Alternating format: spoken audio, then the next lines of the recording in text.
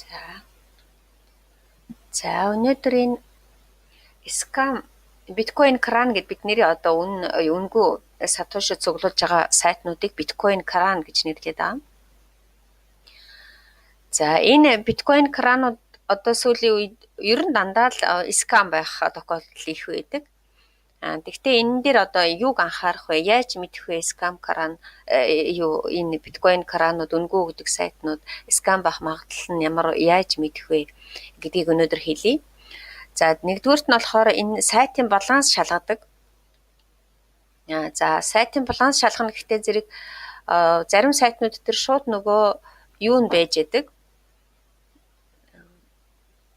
За жишээлбэл би энд ороод хараад өгье.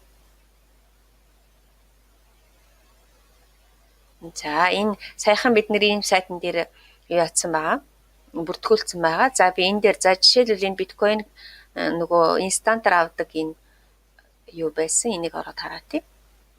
За жишээлбэл энэ дээр хараа баланс одоо 0 энэ дээд тал дээр нь ингээд байж байна. Баланс нь 0.04 гэх тийм ээ. Тэгвэл зэрэг энэ бол бас одоо магадлал аягүй өндөртэй гэсэн үг. Яагаад гэвэл хэрвээ баланс нь мэдээж хэрэг 0 байвал яана гэж байхгүй. 0 байвал мэдээж хэрэг биднэрт өгөхгүй. За энэ дээр энэ далмыг ашиглаад энэ хүмүүс энийг яаж энэ юуг авах юм бэ гэдээ асууад байсан. Энэ юугаа бичээд I am not robot. Энэ одоо антибот гэж хэлдэг. Энийг яг энэ дээр нь ингээд энэ үгнүүд байгаа шүү дээ тий. Тэргээр нь ингээд яг дараа явчихдаг. Энийг бас зарим хүмүүс мэдэхгүй байх шиг байлээ. За энэ дээр хараа энэ баг уурт гэсэн энэ байна. За тэгээд дараагийнх нь үг. Ингээд яг энэ дээд үгний дараалал сая энэ антибиотик дараад ингээд верифай хийждэг. За ингээд 35 сатоши авлаа. За дараагийнх нь энэ ингээд балансыг харах нь.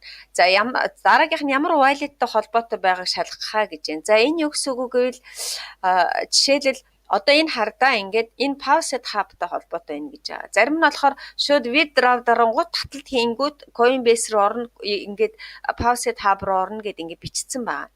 Жишээлбэл ePay руу орно ePay биш ямар үлээ нэг байсан юм а нэг ийм шал одоо энэ хэрэглэхгүй болчихсон тийм wallet руу татна гэж ивэл энэ мэдээж хэрэг scam сайтнууд гэсэн.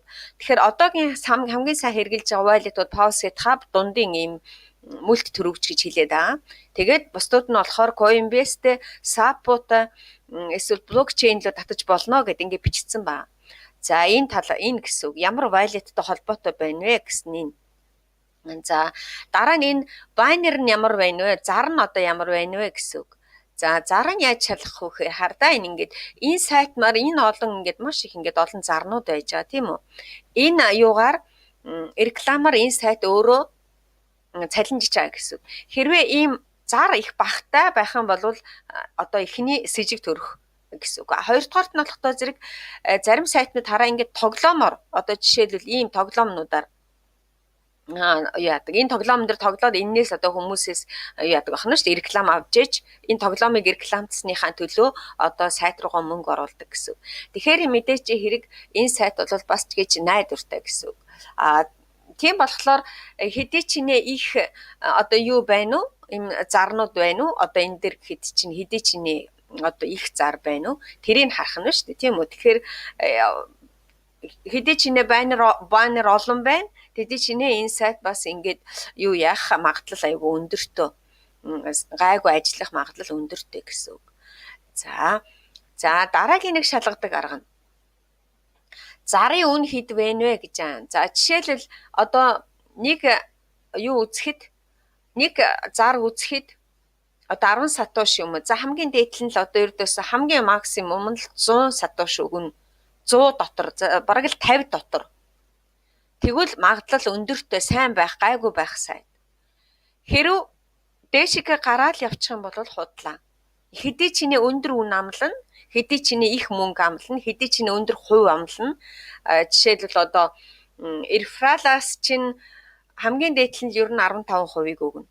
Ер нь бол одоо практикаас харахад хэрвээ рефералаас чинь 100% танд буцааж өгнө, 50% буцааж өгнө гэвэл тэгэл энэ сайт удаан байхгүй гэсэн үг. За тэгэхээр зар нь хэд өндөр үнэтэй байх юм уу? Эсвэл нөгөө рефералны чинь систем нь төлөх хувь нь хэтэрхий их байх тусам энэ сайт бол удахгүй айл гэсэн. За дараагийнхны шалгадаг сайтаар шалгах гэж байна. Ийм сайтнууд байдгийн.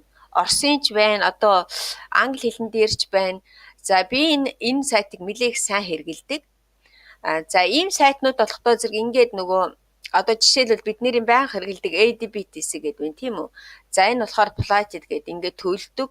Тэгээд хардаа энэ доош нь харуулсан 157 ингээд дээшээ харцсан. Тэгээд энд одоо яг ингээд бүх юмнууд ингээд тодорхой байж. За хэрвээ ямар нэгэн сайтад орчоод за жишээлбэл одоо би энэ сайтыг бичсэн сая бидний дөнгөж орсон. Тэгэнгүүт энэ администратор шалгаж байна гэж бичсэн байгаа. Энэ бол ягаад гэвэл дөнгөж саяхан орсон учраас тийм үү. Энэ сайт чинь ердөө нэг сарын өмнө л нэгдсэн учраас.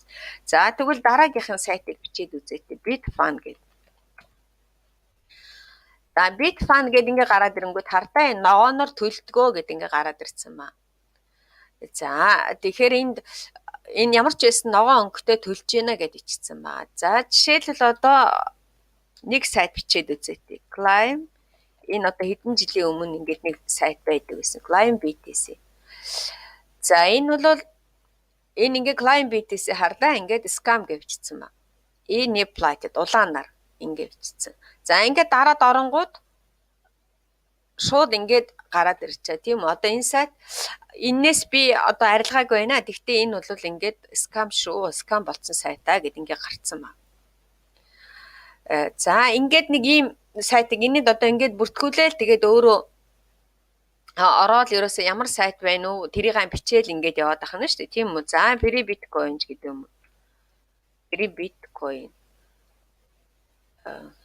За жишээлбэл энэ Free Bitcoin. За Free Bitcoin гэдэг бол сая хаана гарч ичээлээ. За одоо жишээл ингээд ийм сайтнууд байлаа гэдэг ингээд хараад төлөхгүй байна гэж гараад явцсан. Тэгээд энэ ардтал дээр нь одоо энэ шараар хараа recommend юм гээд энэ ингээд төлөхгүй байгаа гээд ингээд. За ийм нэг ийм шалгадаг сайтнууд байдгийн. За дараагийнх нь болохоор энэ байна. Энэ бас нэлийн алдартай англи хэлэн дээр ч байдаг, орос хэлэн дээр ч байдаг.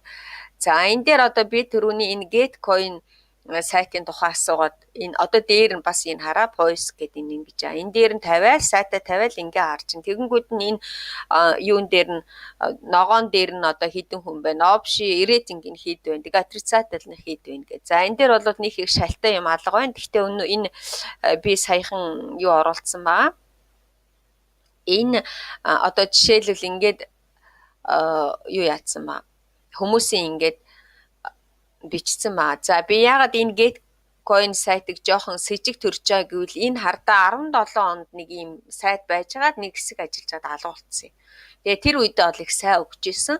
Тэгээ сая бас нэгдэнгүүтээ нэлээд сайн өгж байгаа. Тэгээд ер нь бол сая энэ 3-4 хоногийн өмнөөс өхөө болчихсон. Ингээд тийм болохоор энэ дээр ингээд англиар бичсэн ийм юунуудыг уншаад энэ дээр ингээ хайгаад жишээлбэл энэ Getcoin сайтыг би энэ дээр бичээд үзээтэй юу гэж гарч ирэх нь. Getcoin юу гэмээр сайт гэсэн байна. Аха. Яг энэ байж байна. Энэ хардаа төлөхгүй байгаа. Тэгээд ингэж байна. Энэ Atключино гэдэг чи одоо 17 оны 4 сарын 29-нд хаагдсан сайт байхгүй. Гэхдээ энэ яг тэр үедээ яг өгж байгаад өхөө болцсон. Тэгээ одоо дахиад нэг гараад ирсэн. Одоо бол ер нь бас нэг хэд хоног өгөөл баг өгөхгүй байх гэж бодож байна. За ингэж шалгадаг юм аа. Тэгээд энэ хүмүүс надаас юу яагаад өгөөч ээ скам юм байна уу биш байна уу шалгаад өгөөч ээ гэдэг. Энийг бол ерөөсөө л өөрсдөө ороод л ингээл шалгах чинь хамгийн гол нь ерөөсөө л ямар юунууд байна уу. Тэгээд дөнгөж сайт нэгдэж байгаа сайтнууд бол ердөөсөө удадгүй ерөөсөө л айгүй бага өгдөг. Тэгэхээр энэ дээр ингээд шалгаад үзчих нь. За энд сайтнуудын доор ингээд бас яг энэ дээр 50 шалгаад үздэг. За ингээд өнөөдрийн энэ скам сайтнуудыг яаж мэдэх вэ гэсэн тухай жоохон юу оруулчлаа зөвлөгөө. За энэ одоогийн байдлаар өгж байгаа энэ сайт энэ саяын тэр би энэ сайтыг инстантыг харуулсан. Тэгээд энэ дээр дараад нэг 7 хоногт нэг удаа авч байгаа шүү Pause Hub руу. За ингээд өнөөдрийн видеог дуусгая. За тэгээд Миний видеон дээр лайк тавиарай, намайг дэмжээрэй.